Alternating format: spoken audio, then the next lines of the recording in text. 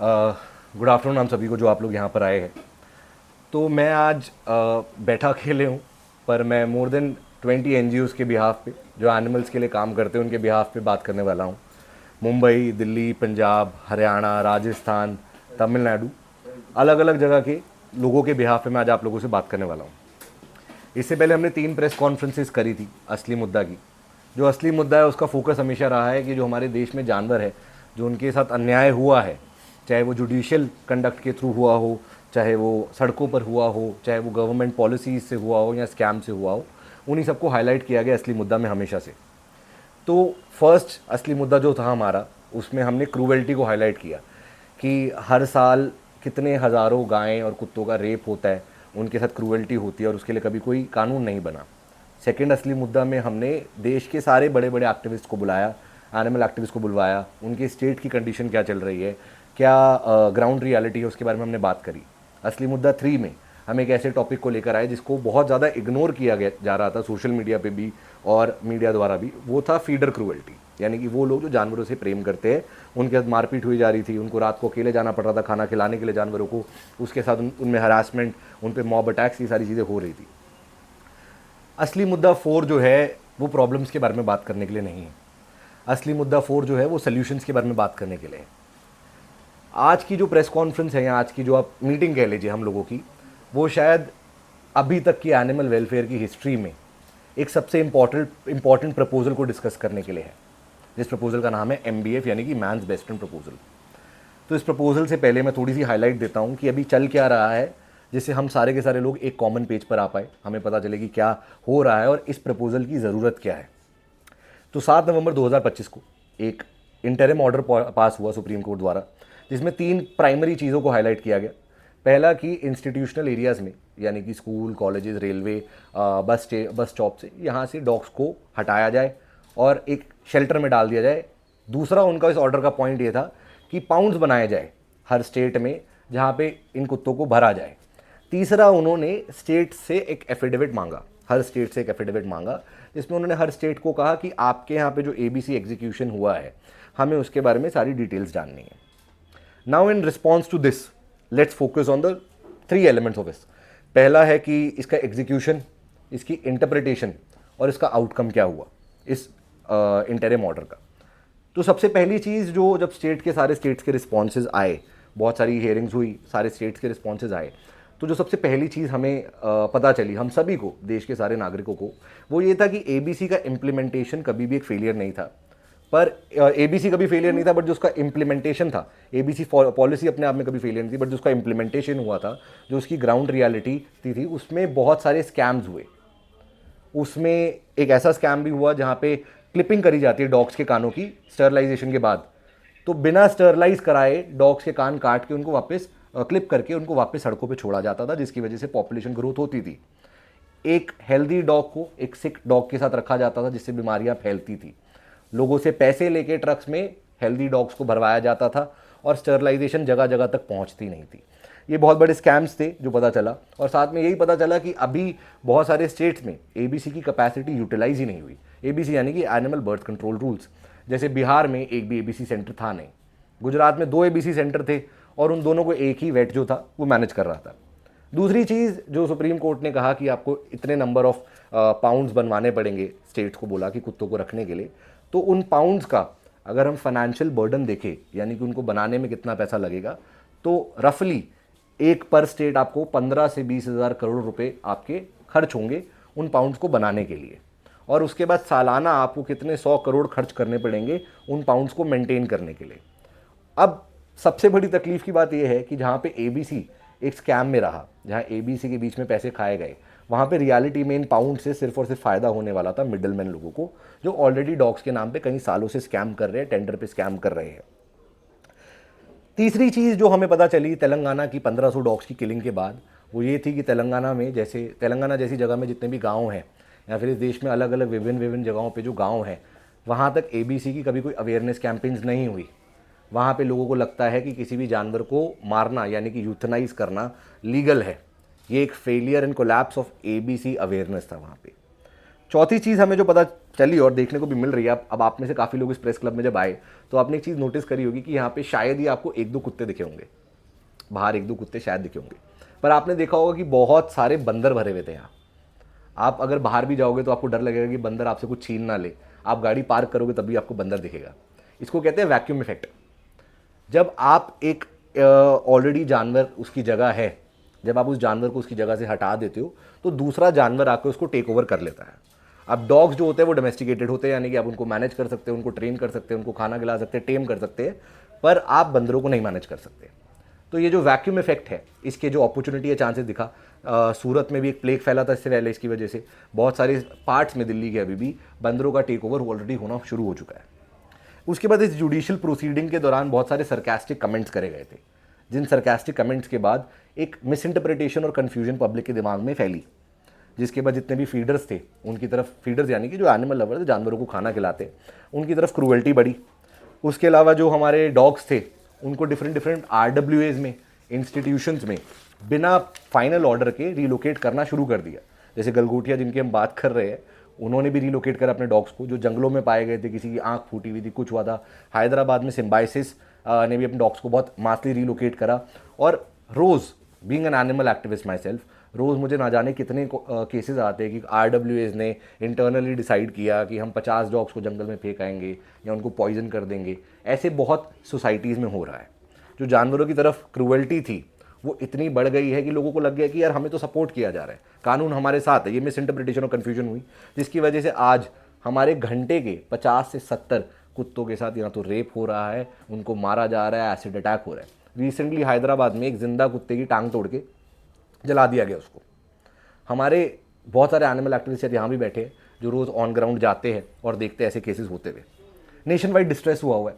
और इनसे सबसे बड़ी बात यह है कि जैसे ब्रिटिशर्स के टाइम पे एक डिवाइड एंड रूल होता था, वैसे आज सोसाइटी डिवाइड हो गई है दो पार्ट्स में, dog lover and dog hater, जिसकी वजह से रोज़ ना जाने कितने मीडिया में भी केसेस आते हैं कंट्रोवर्सी के, कॉन्फ्लिक्ट्स के, सोशल मीडिया पे एक्सट्रीम हेटरेट चल रही है। और इन सबको मैं अगर हाईलाइट करूं तो हमारे ना जाने कितने ABC सेंटर्स एक्सपोज हुए जहां पे ये स्कैम्स चल रहे थे, जहां पे एक ही पिंजरे पे, जैसे मैं आपको दिखाना चाहूँगा, अगर आप ये फ़ोटो देख सकते हैं तो इस फोटो में आप लोगों को क्लियरली दिखेगा कि एक ही पिंजरे में 3 से 4 कुत्ते हैं, और एक कुत्ते का जो आप देख सकते हैं हमें मांस फटा हुआ है और बाकी कुत्ते उससे खाना खा रहे हैं, यानी कि उनके पास खाना नहीं था। ये एम्बर पेट का ABC सेंटर था हैदराबाद में। उसके बाद अगर आप देखेंगे इस फोटो में तो कुत्ता मरा हुआ है, और ये ABC सेंटर है, कुत्ता मरा हुआ है और उसके पपीज जो है वो उसी के ऊपर बैठे हुए हैं। उसके बाद दिल्ली में रोहिणी में सेक्टर 27 में एक ABC सेंटर था जहाँ पे उनके बाथरूम में एक कुत्ता पड़ा हुआ था और उनको पता ही नहीं था, और ये कुत्ता इतनी वर्स कंडीशन पे वहाँ पे पड़ा हुआ था। वहाँ पे रोहिणी सेक्टर 27 के ABC सेंटर में, क्योंकि खुद मैं भी वन ऑफ द पार्टिसिपेंट्स था जिसने उनको एक्सपोज किया, तो वहाँ पे टेस्टिकल्स जो होते हैं वो बिना एनेस्थीसिया के डॉग्स को, यानी कि बिना बेहोश करे टेस्टिकल्स काटे जा रहे थे, और जो सामने ही उनका ग्राउंड था वहीं पे उनकी बॉडीज़ दफनाई जा रही थी। रिसेंटली हमने एक और ABC सेंटर को एक्सपोज किया था, जिस ABC सेंटर, वो रेजिडेंशियल एरिया के अंदर ABC सेंटर है, और वहाँ पे उन्होंने बीमार रैबिड कुत्तों की बॉडीज़ को रेजिडेंशियल एरिया में फेंका हुआ था डस्टबिन में, मतलब पॉली बैग में, ब्लैक पॉली बैग में उन्होंने डाला हुआ था। और अंदर जब उनका खाना देखा जो वो कुत्ते को देते हैं, तो चावल में फफूंदी, समझते आप लोग, फफूंदियाँ लगी हुई थी चावलों पे। उसके अलावा ये हमारे रोहतक में भी ये सेम चीज़ हुई। रोहतक में अभी 32 कुत्तों की बॉडी मिली ABC सेंटर के जस्ट बाहर। तो जिन ABC सेंटर्स की हम बात कर रहे हैं, जो बनाना ये लोग चाह रहे हैं, उनकी कंडीशन इस टाइम इतनी ख़राब है, तो आप समझिए जब पाउंड्स की बात करी जाएगी, जब शेल्टर्स की बात करी जाएगी, जब आपको पूरे देश में खोलने हैं, तो कितना स्कैम होगा। क्या हम बेजुबानों को सिर्फ इसलिए पनिश करना चाहते हैं क्योंकि इंसान स्कैम करते हैं? आज मैं इस देश के एनिमल वेलफेयर के सामने एक बहुत बड़ा प्रपोजल रखने वाला हूँ, एक ऐसा प्रपोजल जो डॉग लवर्स को भी पसंद आएगा और डॉग हेटर्स को भी पसंद आएगा। एक ऐसा प्रपोजल जो इकोनॉमी को 15,000 करोड़ रुपए का अगले 7 साल में मुनाफा देगा, 12 से 15 लाख जॉब अपॉर्चुनिटीज क्रिएट करेगा। इस प्रपोजल का नाम है द MBF प्रपोजल। मैं चाहता हूं सबसे पहले कि इस प्रपोजल की एक कॉपी जस्ट प्लीज सबको दे दीजिए, ताकि जब मैं इस प्रपोजल को समझा रहा हूं तो आप सभी के पास इसकी एक कॉपी हो।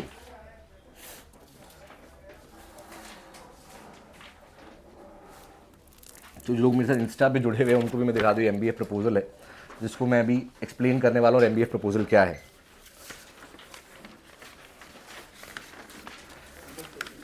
एमबीएफ प्रपोजल एक्सप्लेन करने से पहले मैं ये चीज़ भी आपको बताना चाहूँगा कि 30 से ऊपर एनजीओज़ ने इसको साइन किया है। हम स्टेट्स तक रीच आउट कर रहे हैं इसको साइन करवाने के लिए। Prana foundation from Bangalore, friends for animal trust Bangalore, south Bengaluru cares, dog protection Mysore, PFCI people for cattle of India, Arun Prasanna Chennai, Jeev Ashray Seva Sanstha Lucknow, Ahimsa farm the animal sanctuary Kerala, Dular Amanant foundation Delhi, Lucy foundation Assam, Angelic NGO Hyderabad और पाल फाउंडेशन मुंबई। ये उनमें से ये कई एनजीओज़ में से कुछ एनजीओज़ है जो इस एमबीएफ प्रपोजल को सपोर्ट करते हैं, जो चाहते हैं कि हमारे देश के जो जानवर है उनके साथ जो अन्याय है वो तो कम हो ही, पर साथ में उनके लिए कुछ ऐसा हो जो एक हिस्ट्री क्रिएट करे। तो मैं आपको ब्रीफ पॉइंटर्स में एमबीएफ प्रपोजल समझाता हूँ कि एमबीएफ प्रपोजल जो आप सभी के पास पड़ा हुआ है, एमबीएफ प्रपोजल क्या है। सबसे पहली चीज़ जो एमबीएफ प्रपोजल कहता है वो ये कहता है कि जिस सरकार जुडिशरी ने जो पाउंड्स बनाने की बात करी है, उन पाउंड्स को कन्वर्ट करा जाए एनिमल हॉस्पिटल्स में। जब आप पाउंड्स बनाते हो, ऐसी जगह बना रहे हो जहाँ पे ऑलरेडी स्कैम होने के, डॉग्स के साथ कुछ गलत होने के चांसेस है, तो आप सिर्फ अपने ऊपर एक लाइबिलिटी क्रिएट कर रहे हो। बट जब आप एनिमल पाउंड्स को जो बनाने का प्लान हो रहा है, डॉग पाउंड्स को अगर आप हॉस्पिटल में कन्वर्ट कर देते हो, तो सबसे पहले गवर्नमेंट फैसिलिटीज़ फॉर एनिमल्स बढ़ जाती है। देश में जो वेट्स है, जो वेट यानी कि जो जानवरों का इलाज करते हैं, उनके लिए 10 से 12 लाख लोगों के लिए जॉब अपॉर्चुनिटीज़ क्रिएट हो जाती है। प्लस यहाँ पे आप फाइनेंशियली अपने आप को सपोर्ट कर रहे हैं। तो rather than creating a liability, आप एसेट क्रिएट करते हैं। दूसरी चीज़ हम बात करते हैं एक मोबाइल ऐप की, जो आप यहाँ पे स्क्रीन पे देख भी सकते हैं। एक ऐसी मोबाइल ऐप जो म्युनिसिपैलिटी और फीडर्स है उन दोनों को कनेक्ट करती है। ये जो मोबाइल ऐप है ये ट्रैक रखेगी हर डॉग की स्टरलाइजेशन का, फीडिंग जोन्स का, गवर्नमेंट और फीडर्स के बीच में कोलैबोरेशन रखने का, और साथ ही साथ अडॉप्शन ड्राइव्स को प्रमोट करने का। और इस एप्लीकेशन के थ्रू आप हर चीज़ को चेक कर सकते हो। आप health parameter, dog behaviour check कर सकते हो, और स्कैम्स का स्कोप बिल्कुल जीरो हो जाता है। थर्ड, हम ये बात कर रहे हैं कि आप नए एबीसी सेंटर्स खोलने की बात कर रहे हैं। उससे बेटर जो ऑलरेडी प्राइवेट हॉस्पिटल्स मार्केट में एग्जिस्ट करते हैं वो अपनी फुल कैपेसिटी पे यूटिलाइज नहीं हो रहे। तो आप स्टरलाइजेशन का टेंडर जो है फ्रीलांस में उनको दीजिए। प्लस ये जो हम पाउंड्स को हॉस्पिटल में बनाने की, कन्वर्ट करने की बात करें, इनमें भी आप स्टरलाइजेशन मैसिव लेवल पे एग्जीक्यूट कीजिए।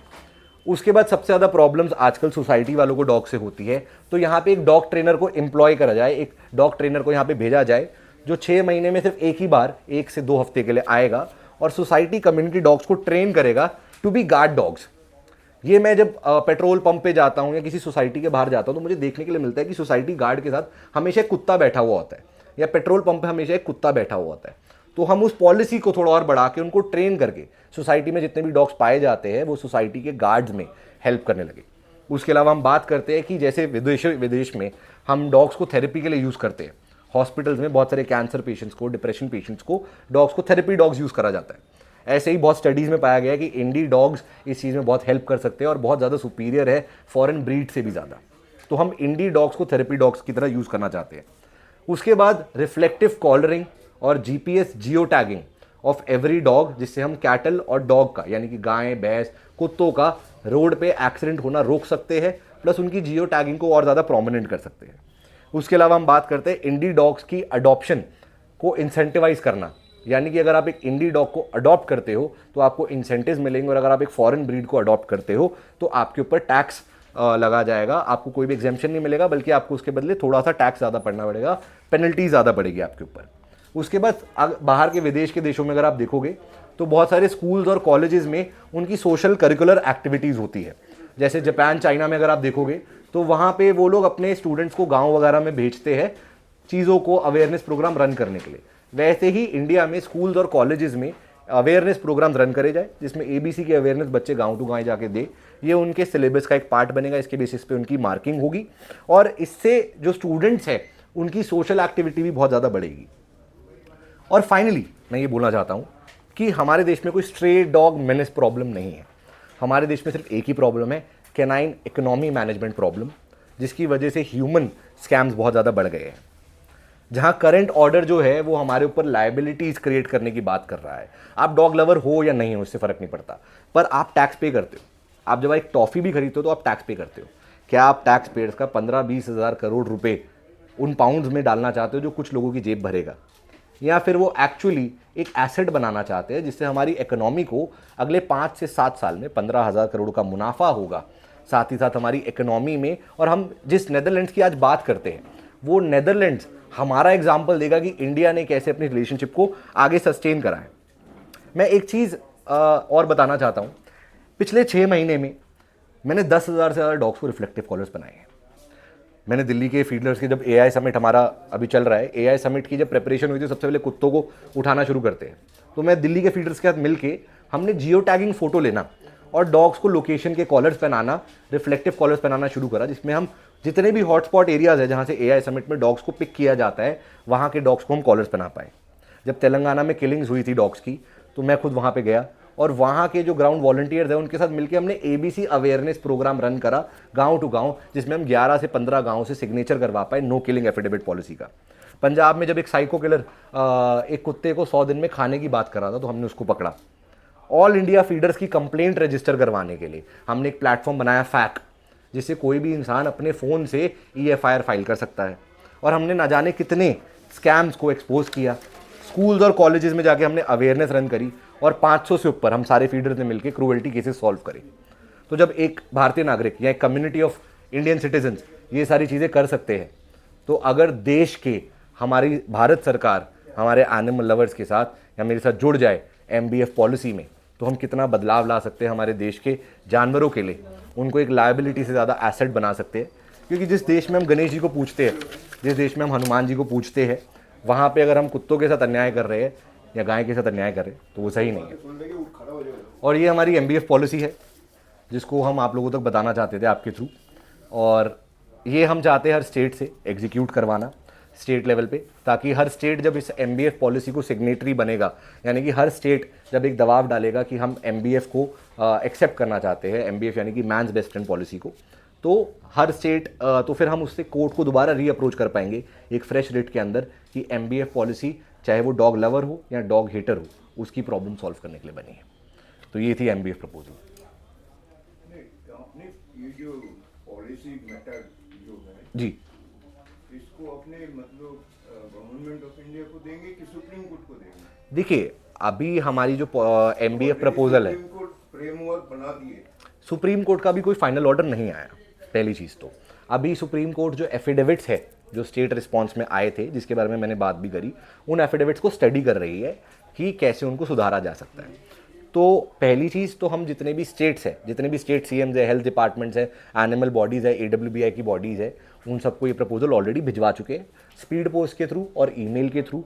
हमारी अगले 2-3 दिन में कुछ मीटिंग्स भी अलाइंड है कुछ CMs के साथ। उसके अलावा हमारे जो प्राइम मिनिस्टर है, जो हमारे हेल्थ डिपार्टमेंट है और जो सेंट्रल AWBI है, हम उनको भी अप्रोच कर रहे हैं विद द सेम प्रपोजल। हम सुप्रीम कोर्ट में भी इस प्रपोजल को सेंड अक्रॉस करेंगे ताकि हम ये दिखा सके कि सुप्रीम कोर्ट ही शायद अपनी जो फाइनल वर्डिक्ट निकालेगा उसमें MBF पॉलिसी, हाँ उसमें ही MBF पॉलिसी को इम्प्लीमेंट कर सके। क्योंकि आप किसी भी पॉलिसी को इम्प्लीमेंट करते हो जहाँ पे आप जहाँ पे आप कुछ नया बनाने की बात कर रहे हो ना, वहाँ पे स्कैम होंगे। और आप ये देखिए कि पिछले 15-20 साल में, देखिए आपके बाप दादा, मेरे बाप दादा, चाचा, हम लोग कितने डॉग्स के साथ पले बड़े हैं। डॉग हो गया, गाय हो गया, और कभी कोई हुआ, कभी भी कोई चीज़ हुई नहीं। तो अगर हम इसको लॉजिकली स्टडी करें, एनालाइज करें, समझे, तो हमें एक चीज़ समझ में आएगी कि पिछले 15-20 सालों में स्कैम्स बहुत ज़्यादा बड़े हैं। अगर एक आम नागरिक को, जो लवर हेटर में से कुछ नहीं है, उसको अगर प्रॉब्लम होना शुरू हुई है तो वो इन स्कैम्स की वजह से है। तो प्रॉब्लम की जड़ क्या है? प्रॉब्लम की जड़ है स्कैम। उस स्कैम, जैसे सब कहते हैं, अगर किसी ने कहा कि कुत्ते ने काटा, तो अब हमने एक प्रॉब्लम हो गई, कुत्ते ने काटा, बट अब आपको ये समझना पड़ेगा कि कुत्ते ने क्यों काटा। जैसे कि जब सीरियल किलर्स हुआ करते थे पास के टाइम पे, तो FBI ने ये ढूंढना शुरू करा कि सीरियल किलर बनता ही क्यों है। तो जब हमने ये पता करना शुरू किया कि कुत्ता काट ही क्यों रहा है, तो कुत्ता 3 कारणों से काट रहा है। पहला कारण ये है कि डॉग्स जो होते हैं वो टेरिटोरियल होते हैं। अब मान लीजिए कुत्ता यहाँ का है, ठीक है, प्रेस क्लब ऑफ इंडिया के बाहर रहता है, अगर उसको उठा के आप नोएडा छोड़ाओगे, वो एक नई कॉलोनी को देखेगा तो वो तो घबरा जाएगा। अब इसमें गलती किसकी हुई? जिसने उसको रिलोकेट करा। दूसरी चीज क्या होती है कि बचपन से ही हम जब एक कुत्ता छोटा होता है, पपी होता है, बचपन से ही वो क्रूअल्टी होते हुए देखता है। सब उसको डंडे से भगाते हैं, मारते हैं, चिल्लाते हैं, गर्म पानी फेंक देते हैं। जैसे मैंने असली मुद्दा 1 में बहुत चीज़ हाईलाइट करी थी, तो वो डर जाता है, एंटी हो जाता है। जब उसको खाना नहीं खिलाया जाता तो वो बहुत ज़्यादा एंटी हो जाता है। और तीसरी चीज़ बढ़ती क्रूअल्टी टुवर्ड्स एनिमल जो है। ये 3 प्राइमरी रीजन होते हैं। अब मैं ये नहीं कह रहा कि रेबीज या ऐसी चीज़ें एग्जिस्ट नहीं करती, पर गोवा, दिल्ली, मुंबई ऑलरेडी 0 रेबीज तक पहुंच चुका है। वो 0 रेबीज तक क्यों पहुंचा है?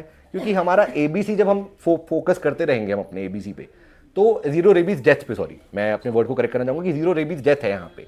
तो उसको अगर हमें रेबीज को ऑल टुगेदर प्रिवेंट करना है, 2030-35 तक भारत को रेबीज मुक्त करना है, तो ये उसका बेस्ट तरीका है। अब देखिए हमारे देश में ना जानवर हमेशा से एक एसेट रहे हैं। हम पुराने ज़माने में भी चले जाए तो जब सीता माँ का हरण हुआ था तो एक जानवर ही था, एक पशु ही था जो साथ में फॉलो करा था रावण को, वरना राम जी को कैसे पता चलता कि कौन उठा के लेके गया, कहाँ उठा के लेकर गया। जब राम जी को रावण पे अटैक करना था तो वानर सेना ही गई थी। हम जब बात करते युधिष्ठिर जब स्वर्ग के द्वार गया था तो उसके बाद अंत के कुत्ता ही रहा था। हमारा जो देश है ना उसकी खूबसूरती क्या है? ह्यूमन एनिमल को एग्जिस्टेंस। हम ये कह रहे हैं कि जो हमारे पूर्वजों ने किया था, ह्यूमन एनिमल को एग्जिस्टेंस करी थी इतनी शानदार तरीके से, हम उसको रिपीट करना चाहते हैं एक साइंटिफिक मॉडल के साथ, जिससे ये जो कम्युनिटी का डिवीजन हुआ है ना, डॉग लवर और डॉग हिटर, इस कम्युनिटी के डिवीजन को हम आज खत्म करना चाहते हैं। तो ये जो वैक्सीनेशन और स्टेरिलाइजेशन ये तो भी जरूरी है। जी बिल्कुल, ABC पॉलिसी, MBF जो है वो प्रमोशन ही कर रहा है कि ABC is the only solution for population growth reduction और reduction of any kind of aggression if it may exist.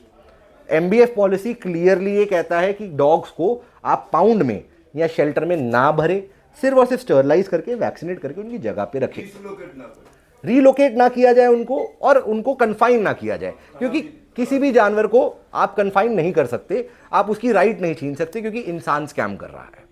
तो ये प्राइमरीली हम फोकस करते हैं कि जो ये स्कैम्स हो रहे हैं, सबसे बड़ी चीज़ ये है जो कि शायद इससे पहले नोटिस की गई या नहीं की गई, उस पर कोई पॉलिसी इंप्लीमेंट नहीं हुई, वो ये है कि स्कैम्स हो रहे हैं।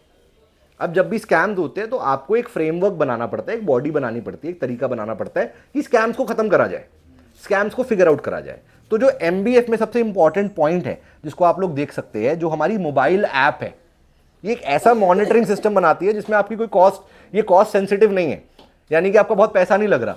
आपकी ये ऐप स्कैम्स को नेग्लिजेंट कर देती है, ट्रांसपेरेंसी बढ़ा देती है, और सबसे बड़ी चीज़ ये है कि सरकार को नए बंदे हायर नहीं करने इन चीज़ों को। लोगों जैसे डॉग्स है, फॉर एग्जाम्पल पश्चिम बिहार में डॉग्स है, पश्चिम बिहार के फीडर्स ने जब इस पे अपने आप को साइन इन करा ऐप पे, तो वो ऑटोमेटिकली उन अपने डॉग्स को जिनको फीड करते हैं उनकी फोटो लेके जियो टैगिंग कर देंगे इस ऐप पे। तो सरकार के पास एक ऑलरेडी एग्जिस्टिंग एसेट होगा। इसीलिए मैंने बात करी फीडर्स, एनिमल लवर्स और म्युनिसिपैलिटी यानी कि सरकार के साथ एक बहुत बड़े कोलैबोरेशन की, जो डिजिटली होगा। अभी AI समिट तो हो गया, टेक्नोलॉजी को बढ़ावा देने की बात तो हो गई, पर हम शायद आप लोगों के साथ बैठ के उसी की तरह बात करें, एक प्रैक्टिकल सोल्यूशन दे रहे हैं जो इस देश को एक बहुत बड़ा इकोनॉमिक चेंज से जाते हुए दिखेगा। तो आप MCD NDMC को भी तो बोलेंगे? जी, हमने ये देखिए, हम अभी रीच आउट कर रहे हैं डिसीजन मेकिंग बॉडीज को, हम एग्जीक्यूशनरी बॉडीज पे रीच आउट नहीं कर रहे, हम डिसीजन मेकिंग स्ट्रैटेजाइजिंग बॉडीज पे पहुंच रहे हैं। वो यही बात हो गई ना कि हम मजदूर पे थोड़ी ना जा सकते, हमें मालिक के पास ही जाना पड़ेगा ना, क्योंकि मालिक ही बताएगा कि बिल्डिंग बनानी है, कमरा बनाना है। तो इसीलिए हम जितनी भी डिसीजन मेकिंग बॉडीज़ है, जैसे MCD मेयर जो है, उनको भी हमने रीच आउट किया है इस चीज़ के लिए, ईमेल हमने सबको भेजा है, स्पीड पोस्टिंग हमने हर जगह पे करी है। अब आप लोगों के माध्यम से हम वो प्रेशर ही क्रिएट करना चाहते हैं कि सरकार हमारी आवाज़ सुने। आप फोर्थ पिलर ऑफ डेमोक्रेसी है, तो हम चाहते हैं कि सरकार हमारी आवाज़ सुने कि ये एक पॉलिसी है जिसको इम्प्लीमेंट करना इतना ज़रूरी है, इसके इतने फ़ायदे हैं और ये फ़ायदे हमें दुनिया तक लेकर आने हैं। हाँ जी, तो सरकार जो है, जो आप मांग कर रहे हैं, इसमें कुछ पॉजिटिव आपके लिए आया? अभी बहुत स्टेट से हमें पॉजिटिव रिस्पांस आया, जहाँ पे मीटिंग सेट्स हुई है हमारी, कुछ मीटिंग्स हमारी सेट हुई, जिसमें हम जैसे आपके पास जो MBF का ड्राफ्ट है जो आप सभी को मिला है, वो एक इसकी ब्रीफिंग है, हर पॉइंट की ब्रीफिंग है। जो ड्राफ्ट आप लोग मेरी स्क्रीन पे देख सकते हो, ये एक डिटेल्ड ड्राफ्ट है जिसमें हमने फाइनेंशियल्स भी मेंशन करे कि किस चीज़ से कितना फ़ायदा होगा, और ये ही वो डिटेल्ड ड्राफ्ट है जो हम गवर्नमेंट्स को, स्टेट गवर्नमेंट्स को, MCD बॉडीज़ को, म्यूनसिपैलिटी बॉडीज़ को दिखा रहे हैं। तो इसी ड्राफ्ट की एक कॉपी मैंने आपके प्रपोजल में ही एक QR डाला है, जिससे आप लोग ये डिटेल्ड जो बॉडी है उसको भी आप लोग एक्सप्लोर कर सकते हैं।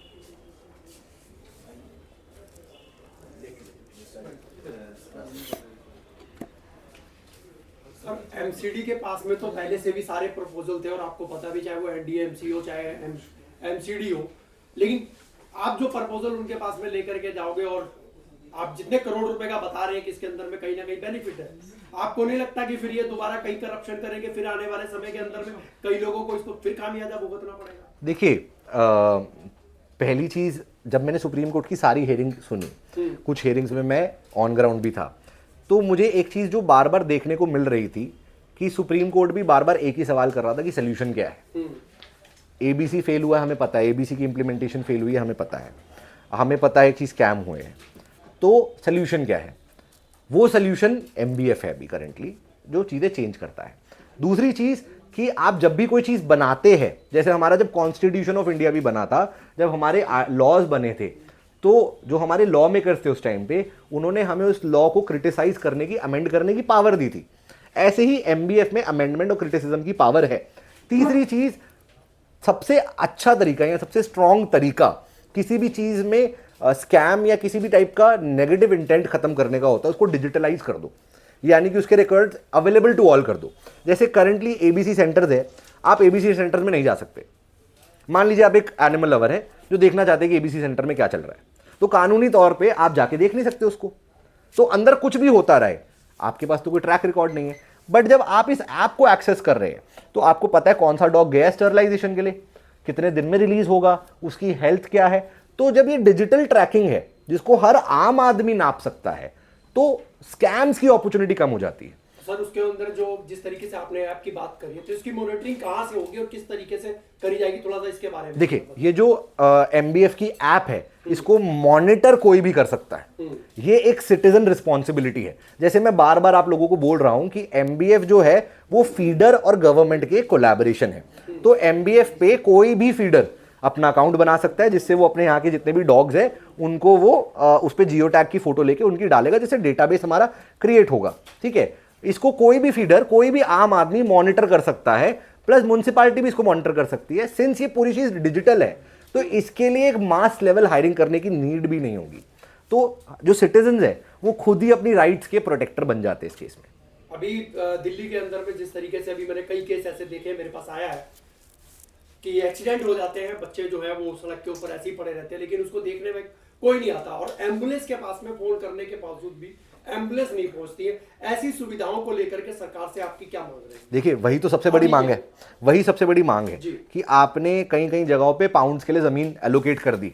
हम क्या कह रहे हैं, पाउंड्स को हॉस्पिटल बनाओ। जैसे ही वो जो पाउंड बनाने की आप बात कर रहे हो वो हॉस्पिटल में कन्वर्ट हो जाता है, वैसे ही ये जो प्रॉब्लम है कि सड़क पे बच्चा पड़ा रहा, बच्चा यानी कि डॉग, हम एनिमल लवर्स को बच्चा बोलने की उनको आदत है और हम बहुत प्राउड भी है इस चीज़ पे। तो बच्चा अगर पड़ा रहता है वहाँ पे, तो उसको एक मेडिकल एड मिल पाएगी। प्लस इस ऐप में एक और फीचर है जो डिटेल में लिखा हुआ है कि अगर आपको किसी एनिमल की तरफ क्रूअल्टी देखने को मिलती है या अगर आपको उसको इंजरी देखने को मिलती है, तो आप उसकी फोटो खींच के ऐप पे अकाउंट कर सकते हो, जिससे जो आसपास के फीडर्स हैं अगर वो चाहे तो वो हेल्प कर सकते हैं, वरना वो गवर्नमेंट को वहाँ पे रजिस्टर हो जाता है। तो इसमें एक अगेन, और इसमें पासिस का सिस्टम भी है कि जो फीडर्स रेगुलरली गवर्नमेंट के साथ कनेक्शन में रह रहे हैं, जो फीडर्स गवर्नमेंट के इन हॉस्पिटल्स के कनेक्शन में रह रहे हैं, ऐप्स को सस्टेन कर रहे हैं, उनको पॉइंट्स मिलेंगे, इस चीज़ की बोनस सिस्टम मिलेगा। प्लस ऑल्सो ये जो ऐप है ये एक सब्सक्रिप्शन मॉडल पे वर्क करेगी, जो कि मात्र 50 से 150 रुपये का सब्सक्रिप्शन होगा, जिससे किसी फीडर को कोई प्रॉब्लम होगी नहीं, क्योंकि 50 से 150 रुपये जिसमें उनके यहाँ के जितने भी बच्चे हैं उनको वो मॉनिटर कर सकते हैं, उनकी हेल्थ को देख सकते हैं, उनके लिए प्रॉब्लम नहीं होगी। बट जब 10 लाख एनिमल लवर 50 से 100 रुपये देंगे तो भारत सरकार को बहुत मुनाफा होगा और इन हॉस्पिटल को चलाने में बहुत मदद होगी। सर, हॉस्पिटल तो दिल्ली के अंदर में बहुत सारे ऐसे हॉस्पिटल है। अभी मेरी कई बात चल रही थी गवर्नमेंट हॉस्पिटल, हमने कहा जब गवर्नमेंट हॉस्पिटल जब मनुष्य का इलाज कर रही है तो उसी जगह के ऊपर में 2 कमरे बना करके क्या वहाँ पे वो उसी जगह पे जाकर के वो जानवरों का इलाज करें, जिससे बहुत ज्यादा फैसिलिटी मिलेगी। आपकी क्या राय है इसमें? देखिए, मैं जो हमारे हॉस्पिटल्स है ना, उनके इंफ्रास्ट्रक्चर ऑलरेडी बहुत क्वेश्चनेबल है। आप समझ रहे, अगर हम उसी इंफ्रास्ट्रक्चर के ऊपर कुछ ऐड ऑन करना चाहते हैं तो अपॉर्चुनिटी ऑफ स्कैम बढ़ जाता है। इसीलिए जो करंटली जमीन को अलोकेशन दी हुई है, बहुत जगहों पे जमीन की एलोकेशन दी हुई है, उनके टेंडर्स पास करे गए हैं, हम ये कह रहे हैं कि आप उसको सेपरेटली ही कन्वर्ट करो। क्योंकि जैसा आपने बहुत राइटली कहा कि अगर किसी, देखिए, सबसे ज़्यादा एक्सीडेंट या क्रूअल्टी रात के समय होती है, सबसे ज़्यादा, क्योंकि रोड रेज, रोड एक्सीडेंट भी उसी टाइम होते हैं, और उसी टाइम जो क्रूअल्टी करने वाले लोग शराब पी के बाहर भी निकलते हैं, या उसी टाइम लोगों का दिमाग सनकता भी है।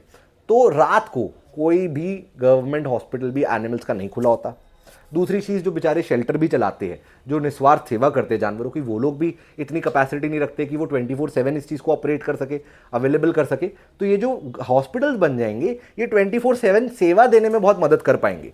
और ये जो प्रॉब्लम है ना एनिमल ह्यूमन को एग्जिस्टेंस की मेडिकली, ये उसको बहुत अच्छी तरीके से सॉल्व करते हैं। और कुछ कहना चाहते हैं, कह सकते हैं?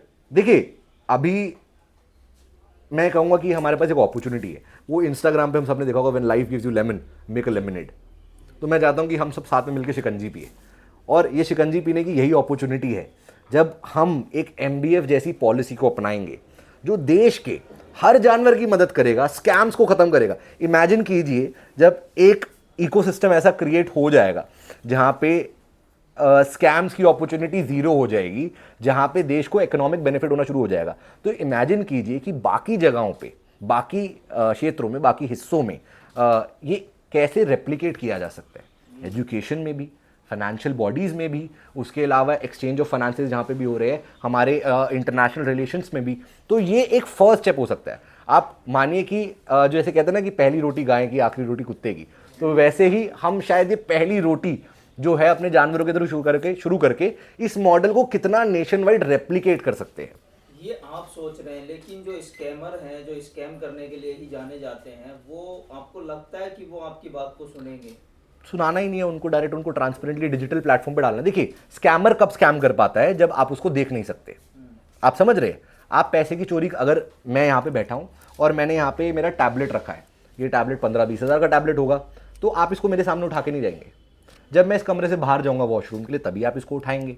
पर अगर यहाँ पे CCTV लगा हुआ है जो मॉनिटर कर रहा है, तो अगर चोर चोरी भी करेगा तो पकड़ा जाएगा।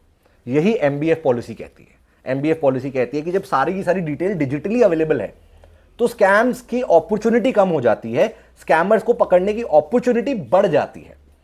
क्योंकि डिजिटली, क्योंकि इसमें जो एनिमल लवर्स होते हैं ना, वो बड़ी स्ट्रॉन्ग कम्युनिटी है। अभी तक दिखाया ऐसा गया है कि कमज़ोर कम्युनिटी है, बट एनिमल लवर्स से स्ट्रॉन्ग कम्युनिटी शायद ही कोई कम्युनिटी बनी है in terms of love and welfare. क्योंकि एनिमल लवर्स वो लोग होते हैं जो अपनी सैलरी से, अपनी जेब से कुत्तों को, गाय को, भैंस को ट्रीट करते हैं, खाना खिलाते हैं, निस्वार्थ सेवा करते हैं इनकी। तो जो कम्युनिटी के पास जब पावर होगी ना अपने एरिया के बच्चों को मैप करने की, चेक करने की एक डिजिटल प्लेटफॉर्म के थ्रू, तो स्कैम्स की अपॉर्चुनिटी बहुत कम हो जाती है। और हम इधर हम भारत सरकार को क्रिटिसाइज नहीं कर रहे, हम तो सुप्रीम कोर्ट को भी क्रिटिसाइज नहीं कर रहे, हम तो मदद करना चाहते हैं। बनाए तो सही, इनिशिएटिव तो ले। हमने आपके लिए सब बना दिया। देखिए, मैंने तो पूरा प्रपोजल बना के दे दिया, और मैं सिर्फ एक भारतीय नागरिक हूँ। मैंने आपको एक प्रपोजल बना के दे दिया। अब आपको क्या करना है? आपको बस ये सारी, अब कहोगे तो मैं ऐप भी बना दूंगा आपको, वो भी एक्सपर्टीज़ है मेरा, और वो भी फ्री ऑफ कॉस्ट बना देंगे। हम तो सरकार को ये तक ऑप्शन दे रहे हैं कि हम आपका डिजिटल प्लेटफॉर्म भी फ्री ऑफ कॉस्ट बना देंगे। आपको सिर्फ इम्प्लीमेंटेशन राइट रखना है। सर, सुप्रीम कोर्ट के अंदर में अभी मेरी AP सिंह जी से बात हुई थी, मेरी वकील साहब जी से, तो उन्होंने कहा कि हमने जो है वो मुद्दा आगे पहुंचा रखा है, और इसके ऊपर में अभी तक सुप्रीम कोर्ट का किस तरीके का ऑर्डर या किस तरीके का रवैया, या आप कह सकते हैं कि किस तरीके का जो है वो आप लोगों के लिए फरमान आया है, ऐसा कुछ? देखिए, सुप्रीम कोर्ट का कोई फरमान नहीं आया। मैं आपको एक चीज़ बताना चाहता हूँ, जो फरमान आया है वो लोगों की सोच और इंटरप्रिटेशन में आया है। जैसे मैं आपको एक बात बताता हूँ, अभी नोएडा में एक सोसाइटी थी, उस सोसाइटी ने बोला कि सुप्रीम कोर्ट ने कहा 50 कुत्तों को उठा के फेंकना है। अब सुप्रीम कोर्ट ने तो ऐसा कुछ कहा ही नहीं, सुप्रीम कोर्ट ने ऐसा कुछ कहा ही नहीं। जो लोगों की इंटरप्रिटेशन रही है एक प्रिलिमिनरी ऑर्डर की, दैट टू जो इंस्टीट्यूशनल एरिया में रह रहे हैं, उस प्रिलिमिनरी ऑर्डर की रॉन्ग इंटरप्रिटेशन, फिर गलत प्रवक्ताओं की दिक्कत है। दिक्कत क्या है कि सोशल मीडिया पे और क्या बोलते हैं फील्ड पॉलिटिकल करियर में बहुत सारे लोग ऐसे हैं जो जिनको पता है कि एनिमल लवर कम्युनिटी बड़ी स्ट्रॉन्ग कम्युनिटी है, ऑफलाइन भी इनकी इंगेजमेंट अच्छी है, एक जानवर को बचाने 100 लोग आ जाते हैं, एक बंदे को एक जानवर का डिफेंड करने उसकी मोरालिटी या कुछ भी सोशल मीडिया पे भी लाखों लोग आ जाते हैं। तो ये जो एंटी कैंपेन चलाने वाले, ये लोग एंटी डॉग नहीं है, ये एंटी ह्यूमैनिटी है, और ये सेल्फ PR कर रहे हैं। जो चीज़ क्या बोलते हैं बॉलीवुड में कुछ लोग करते हैं ना कि किसी के बारे में कुछ स्टेटमेंट डाल दी या कुछ गलत बोल दिया फिर पॉपुलर हो गए, वैसे ही वो जो एंटी लॉबी है, मैं इनको एंटी डॉग बोल के भी डॉग वर्ड का तवज्जो खराब नहीं करना चाहता, ये एंटी लॉबी है, ये एंटी नेशनलिस्ट लोग हैं।